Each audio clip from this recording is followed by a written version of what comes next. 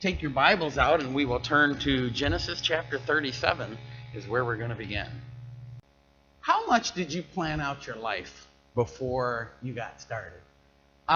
Maybe plan is the wrong word. Maybe it's not that you planned out your life, but how much did you picture of your life? How much of your life did you kind of envision, this is the direction I'd like to see it going? Here are some things that I would like to have done.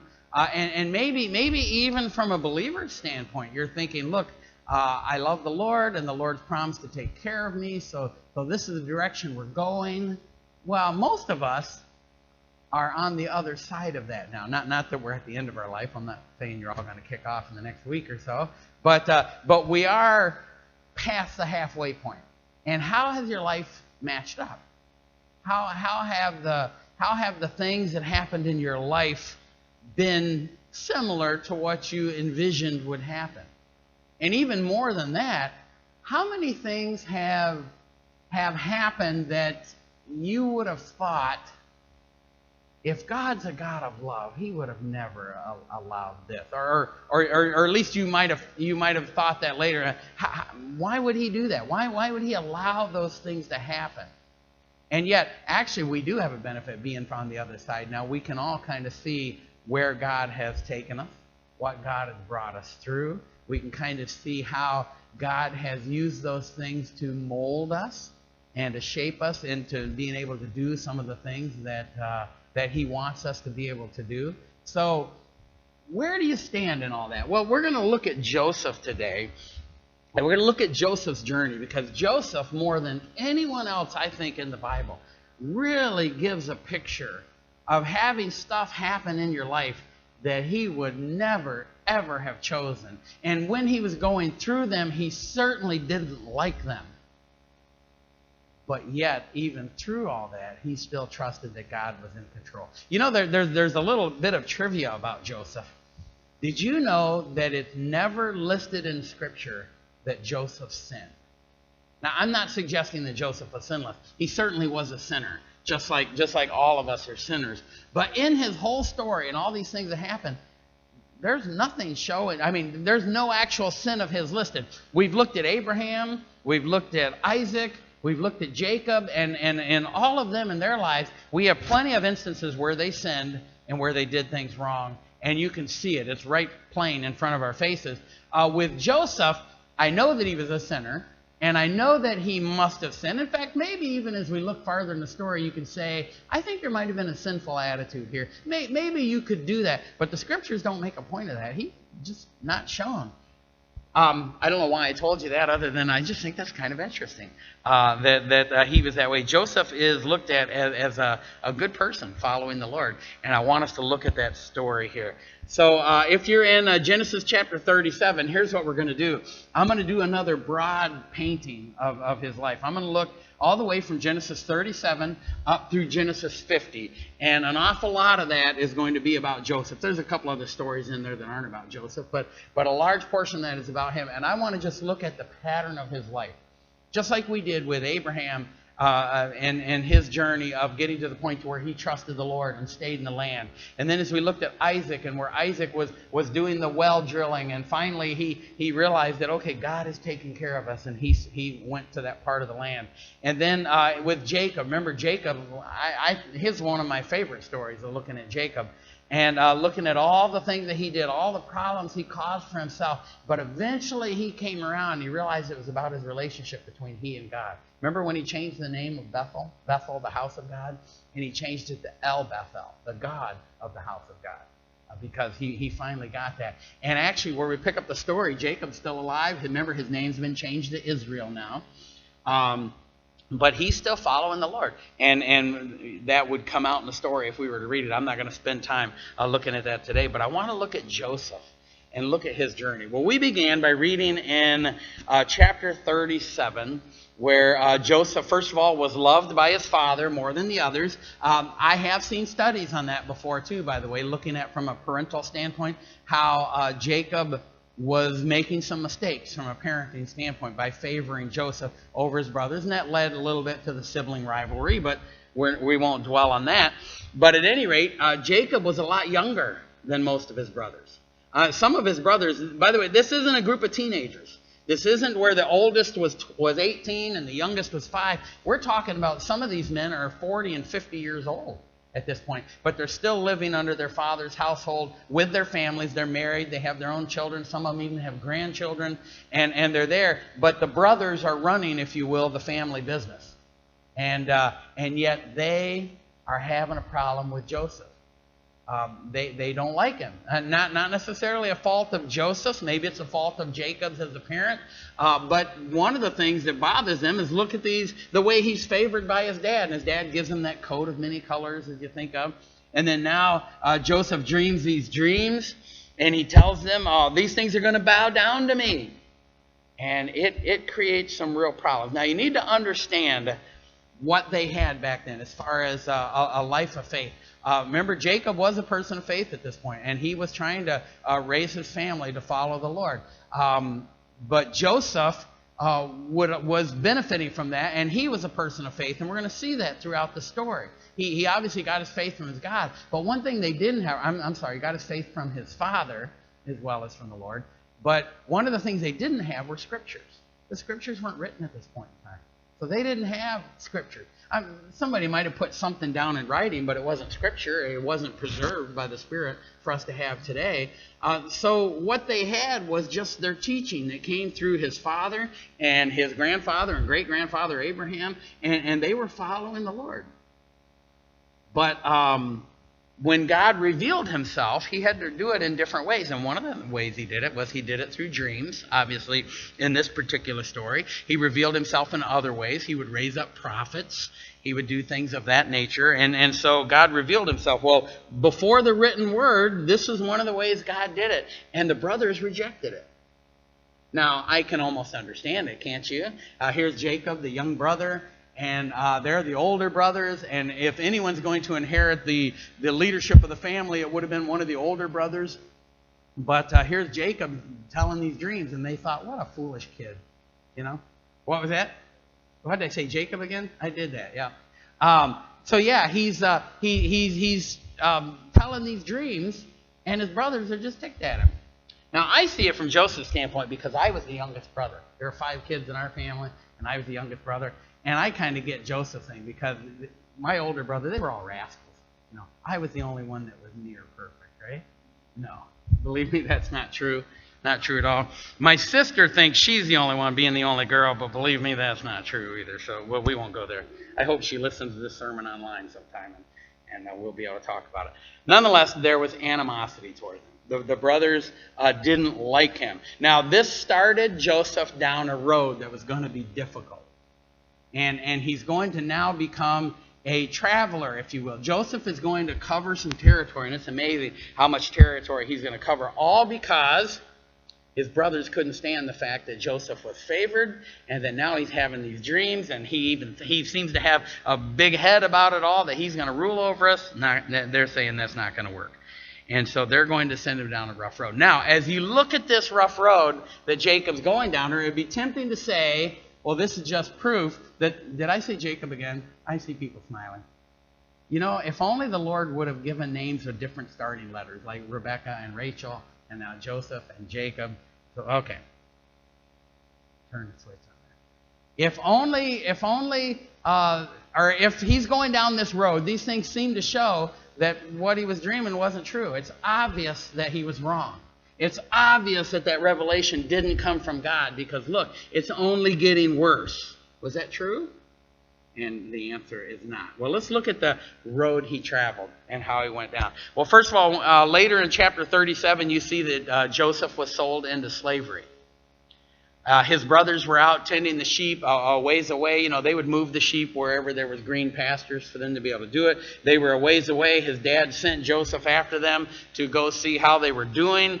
And these brothers, they had anger toward Joseph. They were jealous about him. So when they saw him coming, it was so bad that some of them said, let's kill the little guy.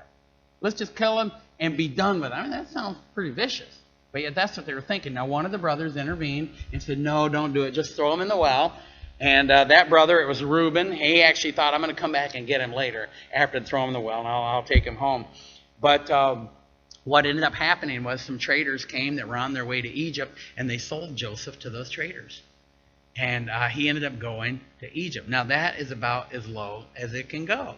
You might think that Joseph, it wasn't that big of a deal because the story just shows that they put him in the pit, here come the traders, and they sold him. But later, when the brothers are remembering the story, they said, we should have listened when we heard him pleading and we heard him crying. In other words, they're saying it was a bad time. Joseph must have been weeping and wailing because he saw what was going on. His brothers were just being awful to him. And it was a bad time. Well, anyway, he was sold into slavery, and now I'm up to chapter 39. In chapter 39, we see that his first stop after being sold into slavery was he became a slave at Potiphar's house. You remember Potiphar? Potiphar was in charge. He was a high officer in the Egyptian army, and apparently he was captain of the guard. I don't know if that's guard of the prison or guard of the palace, whatever, but he was captain of the guard. And we see in chapter 39, verse 4, that after he was put into Potiphar's household, it says this in verse 4, so Joseph found favor in his sight, meaning Potiphar, and served him. Then he made him overseer of his house, and all that he had he put under his authority. You see, there was something going on here. Even though Joseph had hit rock bottom, literally in the pit, he hit rock bottom, and then was sold into slavery to these traders, and then they sold him to another person, Potiphar. Everything is looking awful. It doesn't seem like it can get much lower, but yet you can still see that God's at work, because God gave Joseph favor in the eyes of those people, of Potiphar and his household. And so Potiphar puts him in charge. You know, I've done that from time to time. When I prayed for different ones of you that have difficult things coming up, and I prayed that God would give you favor. I remember doing that with Bill and Deb just recently, with this guy that had to meet down in West Branch, this government official that was a real stickler for things, and to me, he seemed to be in a power trip. Well, I didn't pray, God, kill him in a car wreck so they can meet with someone else. No, I didn't want to go that far. But I prayed, I said, Lord, give him favor in his eyes. And I don't know, it seems like that kind of happened. That's a whole story. Ask them about the story sometime, how some of those things can happen. But at any rate, they were able to pass. Well, God gave Joseph favor in Potiphar's eyes. But Joseph also found favor in Potiphar's wife's eyes. Not favor from God, but she was interested in him. This is the real soap opera looking thing. You can almost see this unfolding with a story like that. But she was interested in him, and she was trying to entice him to commit adultery with her. And he kept saying, no, no, no. Well, finally, one day when no one else was in the house, she caught him by the sleeve, and he said, leave me alone. He ran out. Well, she's still hanging onto the sleeve. So what does she do? You know, what is that? There's no, how does the saying go? There's no fiercer power than a woman scorned, or something like that. Well, that's kind of what he found out here. And so she called her husband in, and just like a true wicked woman that she was, she didn't only blame Joseph, she blamed her husband. Look at the man that you hired and that you brought into our house. And so now the husband's got to do something. And that's what he did. He sent Joseph to jail. And that's where Joseph finds himself, in Pharaoh's prison. I'm up in chapter 39 through 40 during this time. He was in jail on false charges. You know what this made me think this week as I was looking through this? It made me think about the idea of the Me Too movement in our country. Well, first of all, I do believe there's an awful lot of women that have been sexually abused, sexually assaulted, sexually harmed. And the people who did those things deserve to be caught and deserve to be punished. I'm not getting against that. But some people take a movement like that and go beyond that, and you start getting people who are accusing someone of something, and we have no way of knowing if it's true or not. And what happens, and what's been happening in our country in the last couple of years, is that as long as an accusation is made, the person is guilty, end of story, right? Right? And we see that in a lot of instances where someone is they're just guilty in public opinion, and actually the public servants, the public officials almost have to go along with it, or else they feel like they're going to be lynched by the mob as well. And that can be a bad thing. Well, think about it from this story standpoint. That would have been Joseph. Potiphar's wife said, here's my story on #MeToo. And she tells the story of what Joseph did. And now everybody's just supposed to believe it, and Joseph's wrong. But that's where Joseph found himself. Now, he knows it's not true. But who else knows it's not true? I'm not talking about God. No one else knows. It's his story against her story. Guess who they're going to believe? The lowly slave brought in from the deserts, the sheep herding guy? or the wealthy woman who's got a wealthy husband who's a high official in the army. Guess who they're going to believe? Well, they believed her. And Joseph found himself in jail. Now, think about Joseph. Man, when I was a kid, I was favored by my dad. I got treated pretty well at home. I had these dreams that my brothers would bow down to me, that the rest of my family would bow down to me. I don't know what that means. It's not that Joseph was seeking power. It's not that Joseph was seeking to have his family bow down to him, but he had those dreams. What does it all mean? It's obviously something's gone wacky in all of this. And could you see Joseph being discouraged? Could you see him being depressed? Could you even see Joseph being a little suicidal? I mean, if you found yourself in this situation, don't you think it'd be pretty easy to say, this just isn't worth it? And somehow, some way, I'm going to end it all and be done. I mean, there's a lot of people that would look that way. I've never been suicidal myself, and I don't get that. But I know of others that have been, and I could picture people who would say, no, this is enough, and taking their own life.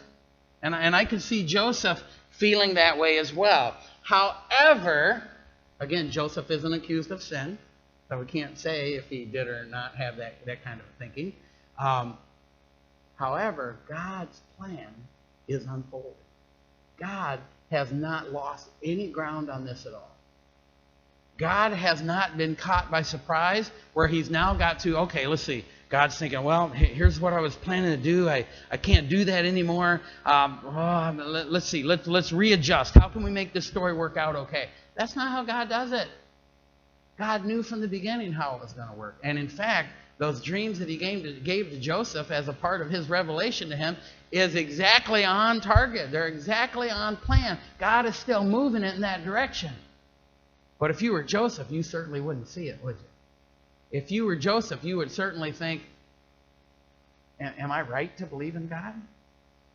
Am I right to follow this God? Am I right to be with this God who's allowing all of these unkind, unfair, distasteful things to happen to me? Well, if Joseph made Joseph the center of the universe, then yeah, maybe he should feel that way. But Joseph gets that he's not the center of the universe. Joseph gets that God is the center of the universe. And so I believe that's why you don't see Joseph falling apart during all this. He doesn't like it, and he wants to get out. And we'll see that later on in the story, that he doesn't like being there. But yet he's still, I believe, trusting God as he goes through this. Well, now that he's thrown into jail, the jailer finds out that, you know what, every time I ask Joseph to do something, it works out well. So the jailer puts Joseph in charge. If you're in chapter 39, look at verse 20. Then Joseph's master took him and put him into the prison, a place where the king's prisoners were confined, and he was there in the prison. But the Lord was with Joseph and showed him mercy, and he gave him favor in the sight of the keeper of the prison. And the keeper of the prison committed to Joseph's hand all the prisoners who were in the prison. Whatever they did, it was his doing. The keeper of the prison did not look into anything that was under Joseph's authority, because the Lord was with him. And whatever he did, the Lord made it prosper. But God is still working. Now, Joseph still, he's even lower than a slave at this point. If you thought being a slave and being sold like that was as low as he could go, he's actually lower than that now. He's a slave who's in prison and got some high, powerful people mad at it. And so it's not so good. But anyway, he's in prison, and God keeps giving him favor. So he ends up having a little bit of authority within the prison. And that brings us to the next part of the story. And that's where he comes into contact with two people from the king. There were two people that got in trouble from the king and were thrown into prison. One was the butler who served the wine to the king. Obviously someone who needed to be trusted. If the king can't trust that person, how does he know if that person's not putting a little bit of poison in the wine, right? And so that person has to be trusted. And the other person was the baker. Well, if you can't trust the baker, again, how do you know if he's going to slip some poison into the food? And interestingly enough, it doesn't actually say what they did. But they're in trouble. And they're facing a bad deal. But while they were in prison, they had dreams. And apparently God had given Joseph the ability to interpret dreams. And we kind of see that from his dreams, his own dreams before, but we see it come into play now. Well, the butler had his dream. This is in chapter 40. And his dream was, he said, I saw three vines, or I saw vines, and they had three branches and grapes. And when I took and squeezed the grape from these vines, I was able to put wine into Pharaoh's mouth. And Joseph said, well, this is a dream. God's showing you that in 3 days, he's going to lift you out of this prison, and you will once again be restored to your position so that you can serve the wine to Pharaoh. And the dream looked good. I mean, that's a pretty good thing. Well, when the baker saw that the dream was favorable, he said, well, here's my dream. Let me share my dream. He said, I saw that there were 3 baskets on my head, and that the birds came and ate from the baskets and ate the bread out of that. And Joseph said, well, here's your dream. Now, you've seen 3 days as well. But what's going to happen is Pharaoh's going to lop your head off, and the birds are going to come and feed on your flesh. Almost make you wish you didn't share your dream with him when he tells you something like that. But the bottom line is in 3 days, both of these dreams came true. The butler was restored to his position, and the baker was executed. And they both saw that what their dreams were interpreted by Joseph came true. And then Joseph said this at the end of chapter 40 in verse 23. Let me see here. 40 verse 23. Joseph had said to the butler, please remember me. When you get out and things go well, remember me. But verse 23 says, yet the chief butler did not remember Joseph, but forgot. Do you think Joseph has gone even lower yet? I mean, it was pretty low when he became a slave. And then he became a slave who was thrown into prison. And now he's a slave who's in prison, who the one chance he had to get the story out that he was a decent fellow, didn't even remember. So now he's forgotten in prison. I mean, it just keeps getting lower, doesn't it? And Joseph didn't want to be in there. He had even said, let me see if I can find the exact verse here. Let me see here. Oh, I should have wrote it down. But at any rate, he said to the butler, he said, look, when this comes true, remember me so that I don't have to stay in this dungeon. But it's obvious Joseph didn't like being there. I mean, he was still doing it. He was still being the best person that he could be. Apparently, God was blessing him, and he was given this authority and so forth. But he didn't want to be there. So it's obvious that he still didn't want to be there. But yet now, he's forgotten. And he'd sunk to the deepest depths, if you will. Well, then Pharaoh had a dream. And we see that beginning in chapter 41. And it specifically says that this was 2 years later. Now, do you know how old Joseph is at this point?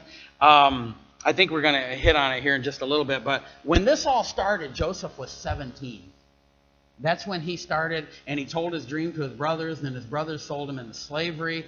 Well, now he went to Potiphar's house, and then he went to the jail. And now this is 2 years after the whole thing with the butler and the baker. And we're going to find out here pretty soon that Joseph was 30 years old by this point. Think about it. This is a 13-year journey so far. Not so good. Well, at any rate, now Pharaoh had a dream. And Pharaoh shared his dream with everyone, but there was no one who could tell Pharaoh what the dream meant. And this bothered Pharaoh. All of his magicians, all of his wise men, all of the people who should have been able to help him with that, they couldn't come up with an answer. You know, I often wonder, why didn't one of them fake an answer? Because I kind of think that happens a lot of times when you have people that go to like seances and other things like that. I think people read people and they give answers that are general enough that could be fulfilled in so many different ways, kind of like a fortune cookie, you know. And you wonder why someone didn't try that. Well, it might have been that God was preventing them from sharing it. I think God scared them off somehow. It might have been that they each thought, wait a minute, if I share something and I say this is what it is and then it comes out not to be true, I could be the next baker or butler thrown into prison and get my head lopped off. But at any rate, they weren't even offering solutions. They didn't have any solutions for him.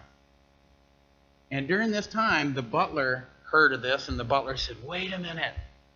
Oh, man, I'm so stupid, he said. I should have remembered. There was a guy in prison that when me and the baker were thrown in the prison, we each had dreams. We shared them with him. He interpreted them. And both of them came true exactly like he said. And then Pharaoh said, bring that young man here. I want to see him.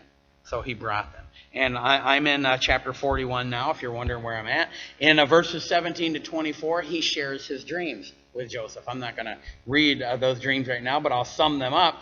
The first dream, he said he was walking down by the Nile River, at least I think it was the Nile. He said down by the river, and he said, I saw these 7 fat cows. They were fat, they were healthy, they looked great. And then I saw these 7 skinny cows that came up, and they ate the fat cows. Then he said, I also saw then in my dream that there were these 7 full heads of grain. These grains grew, they were full, they had lots of grain on each of the stalks.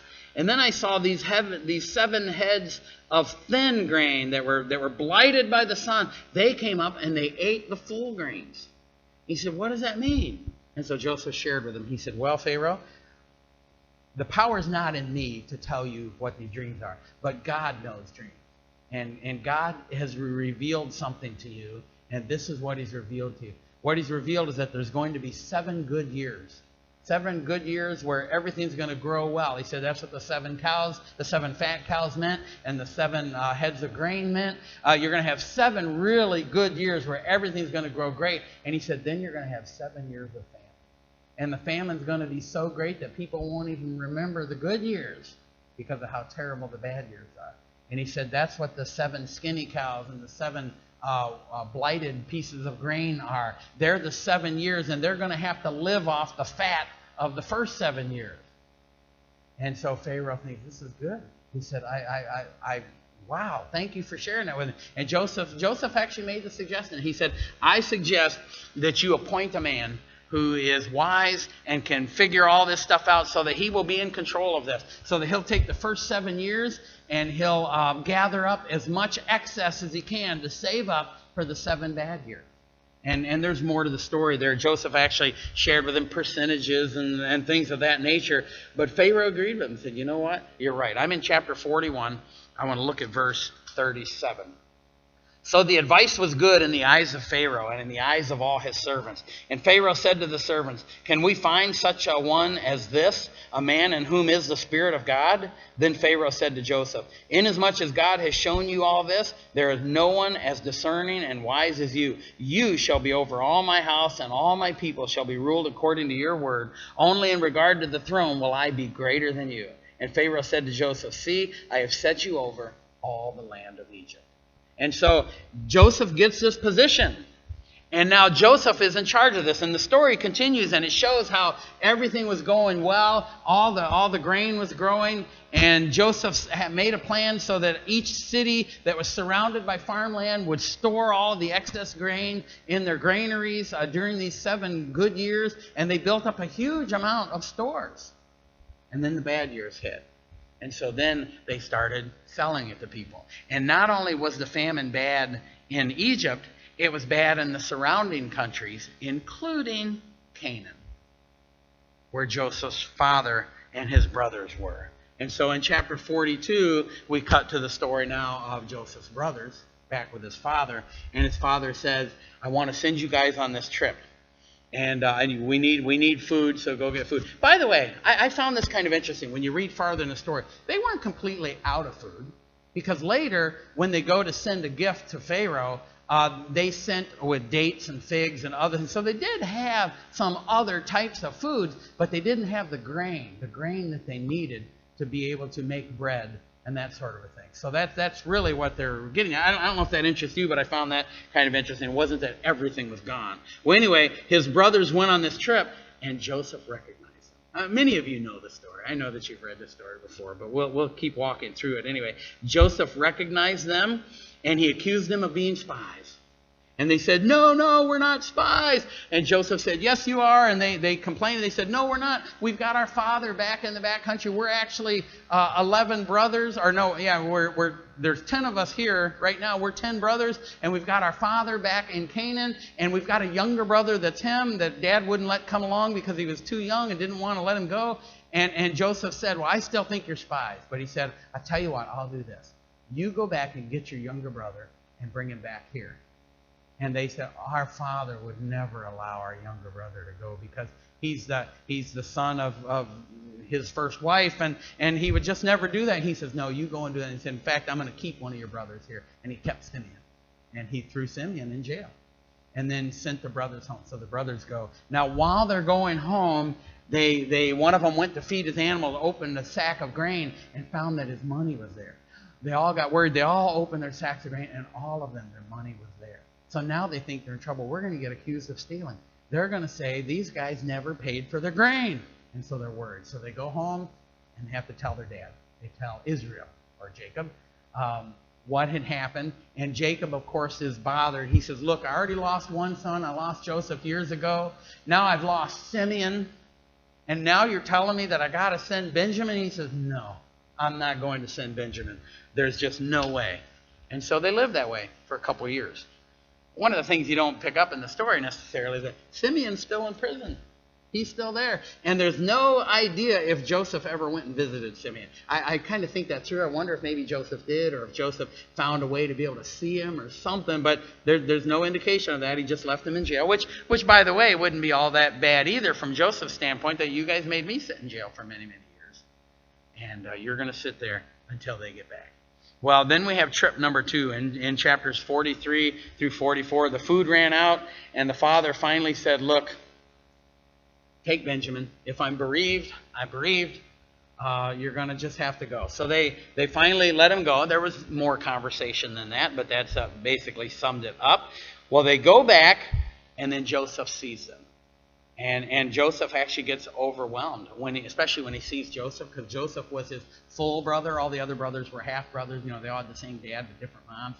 And but he saw Benjamin, and he was overwhelmed. He steps out, he weeps, and then he gathers himself and he comes back. They have a dinner, and interestingly enough, at the dinner, he favors Benjamin over all the other brothers, and they're all kind of wondering what's going on. And he did something even weirder too, which I think would be kind of fun if you were the brother in hiding. Is he seated them, and he sat them from the oldest to the youngest, and it said they're all wondering, how does this guy know that? And but he's playing it up, right? And he didn't speak to them in Hebrew. He's been speaking to them through an interpreter, because Joseph now speaks Egyptian, as you could well imagine. And so Joseph is speaking Egyptian. The interpreter interprets it to the brothers, and the brothers, they're not catching on to any of this. And obviously, you know how Egyptians look. We can all think of the artwork. They look very different with the way they did makeup and the way they dressed up royalty and so forth. And they didn't figure Joseph at all. And so, anyway, he favors Benjamin at this meal. And then when he sends them away, he tells them to take my cup, he tells one of his servants, and put it in Benjamin's sack. So they put it in Benjamin's sack.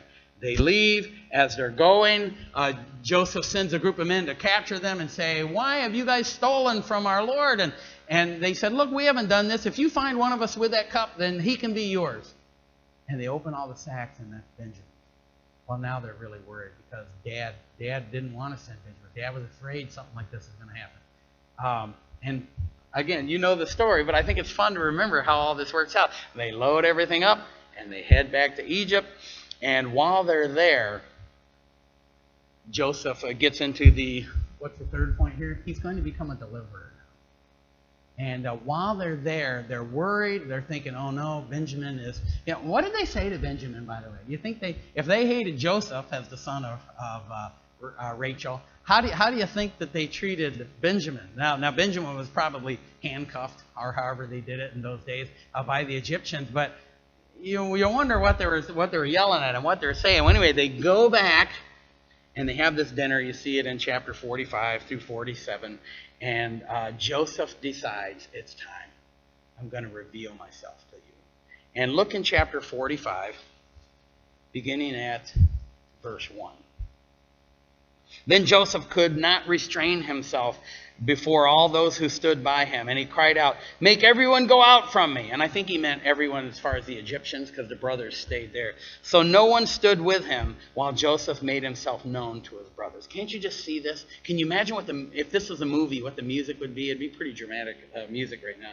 It says, and he wept aloud, and the Egyptians and the house of Pharaoh heard it. Then Joseph said to his brothers, I am Joseph. Does my father still live? But his brothers could not answer him, for they were dismayed in his presence. Don't you think? Don't you think they'd be a little dismayed? How inconvenient. The guy that we were going to kill and is sold into slavery is this official that we're responsible to right now. pretty inconvenient for them. And Joseph said to his brothers, please come near to me. So they came near. Then he said, I am Joseph, your brother, whom you sold into Egypt. But now do not therefore be grieved or angry with yourselves because you sold me here. Or do not be angry because you sold me here. For God sent me before you to preserve life. For these 2 years the famine has been in the land, and there are still 5 more years in which there will be neither plowing nor harvesting. Now, do you get that? He's letting them know, God caused this to happen. You did it. It was still your action, but God caused this to happen. That's just what we were talking about in Sunday school this morning, wasn't it? We were talking about the idea that God is sovereign, God is in control of things, but we are still responsible for our actions. But God was working this out so that it happened. And then look at verse 7. And God sent me before you to preserve a posterity for you in the earth, and to save your lives by a great deliverance. So now it was not you who sent me here, but God. And he has made me a father to Pharaoh, and lord of all his house, and a ruler throughout all the land of Egypt.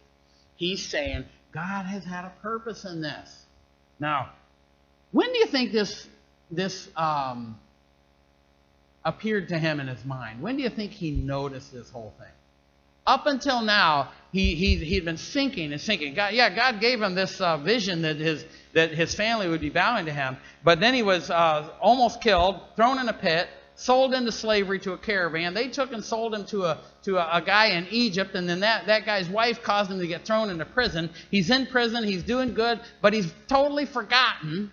And then now, when he does get remembered, then he's brought to Pharaoh's house and he rises in power. When did Joseph start thinking that God was doing this on purpose? Even when he was rising to power, I don't know that Joseph would have figured it out then. Because as far as Joseph was concerned, he probably was never going to see his family again. By the way, I think there were a lot of people back in those days that had that. The way slavery was a big deal and people were sent away, a lot of people probably never saw their families for the rest of their lives. And you wonder if Joseph was just kind of thinking that. And he's growing in power, doing his job, and yet still having his faith in the Lord. And then his brothers appear. How would you respond? I mean, if you were like me, it would have caused my breath to go. I remember when I was in college down in Spurgeon in Florida, and I caught a ride with a guy from school. And he dropped me off in Alabama so I could visit my family. I hadn't been there in years. And my one brother, Wayne, I hadn't seen him in 4 years. And I remember when we got there, we waited for a few minutes, and then my brother showed up. When I see my brother, it's almost like, it's kind of catching. I hadn't seen him in so long, it seemed like. And it was good to see him. We have a great relationship. And it was wonderful to see him. But yet that catch, well, imagine Joseph when he sees these guys, and he recognizes them right off. Well, then he starts asking questions. He finds out his father's still alive. He finds out Benjamin's still alive. I think Joseph started realizing it then.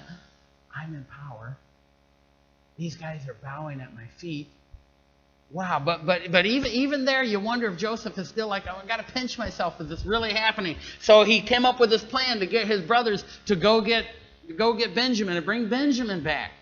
Well, then now Benjamin comes back, and it's like, I can't believe all this. And then you notice, what was his first question? Is my father still alive? He wanted to see his father. He assumed he'd never see him again.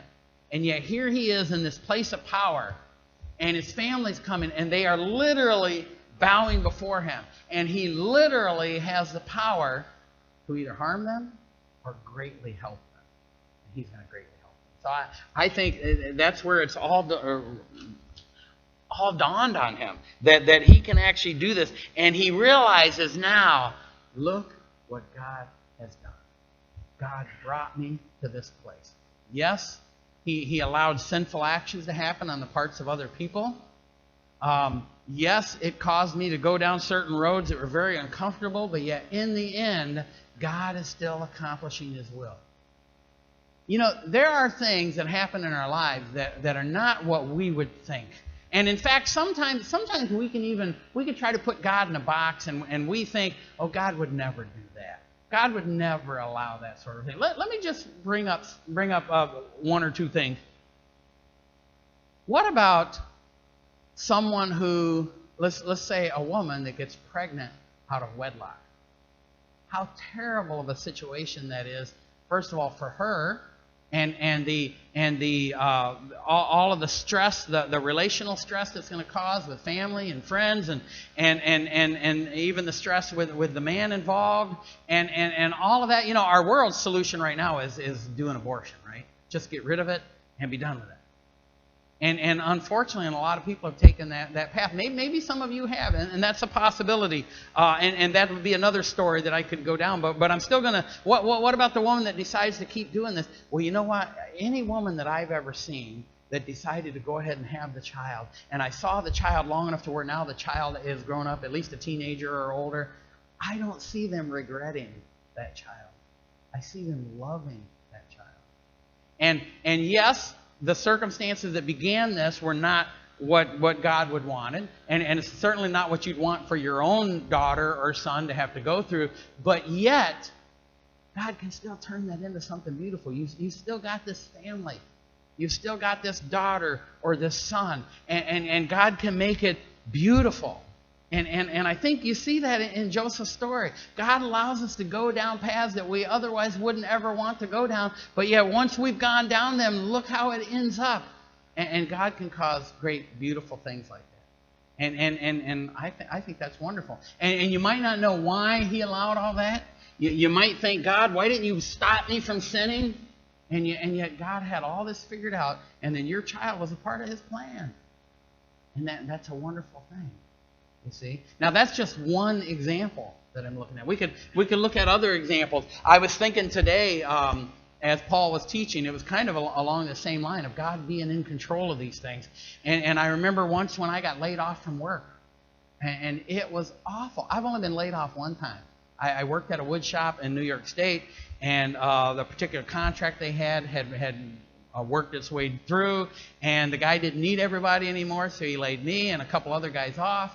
And I remember driving home with just the lowest feeling in my gut, just as thinking, I gotta go home and tell Lynn and Whitney that I don't have a job. And Whitney was only like 1.5, 2 years old at the time. And I just remember, I remember trying to analyze the feelings, thinking, I've never really felt this low like this. A totally different feel. It's not mourning like losing someone. That's pretty bad. But this is the difference in a different arena, and it was awful. But yet, I see now where God worked at. I was able to go to another job. I was able to share my faith with a number of people on the other job, and I was able to have an impact there. And then that job was a job that the Lord allowed me to leave to be able to join the mission when Lynn and I joined the mission. And then that eventually ended up with us coming here. And I could just see where the Lord was working all those things and how He was teaching us lessons and so forth. And even though it looked bad, and even though it wasn't fun, even though it, from a worldly standpoint, it was a low point, God's still in control. And God is still working good things out. And in the end, you find out through God's sovereignty, He didn't just work them out. He planned them in the first place. He planned for me to go through those things because of what He wanted to teach me, or because of where He wanted me to be, and who He wanted me to be around, and how He wanted me to influence others, or how He wanted others to influence me. God was working all that out. And I'd say that's true for every single one of us. And we see that with Joseph, that Joseph was there, and thankfully Joseph recognized that even though you meant it for evil, God meant it for good. God wanted to put me in this position, to be right here where I need to be. And it was all part of God's plan. Don't we see other stories in the Bible that are kind of like that? People in the Bible going through things that they never would have wanted to go through, and yet God was working out a plan. Christmas is coming up. Think about Mary as an unwed mother. And yet God was working out His plans. Now, there was no sin involved with that, but yet God worked it out. And surely she had to go through some deep waters, and that was difficult. We can think of other people in the Scriptures that had hard things. What about times when they don't work out like you think? Think of Stephen. Paul mentioned Stephen in the lesson this morning. And Stephen was one of the early leaders in the church. And he stood up and was able to share a great gospel testimony. And what did they do? They stoned him to death. He died. Now, one of the things that Paul mentioned is, yeah, we look at how terrible it is that he died. But guess what? He got to go to heaven quicker than a lot of the others. And he got to enjoy heaven. How wonderful is that? You know? It's like not wanting a shot because it's going to hurt, but as soon as you get the shot, you're inoculated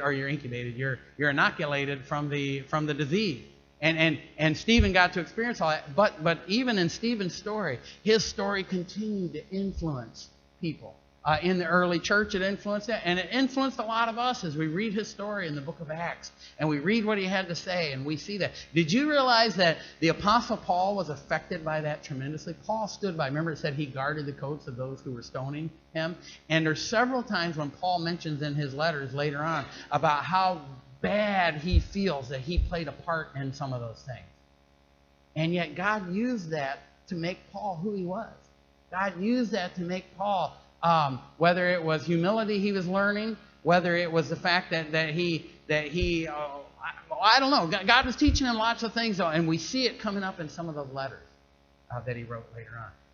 That's the fact of the matter. Joseph went through a lot of deep things, a lot of things that none of us would choose, a lot of things that some of us would swear that this couldn't be from God because God would never allow that to happen.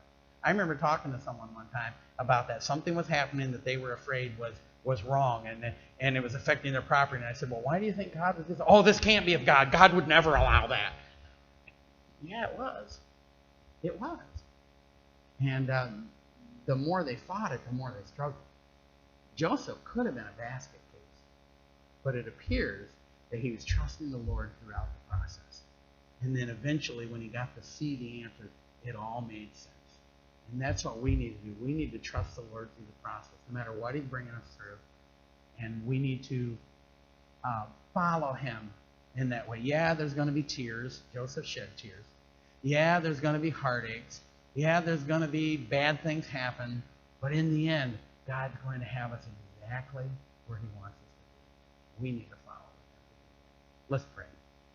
Father, thank you for showing us the lives of some of these other believers and how they had to follow you during the process.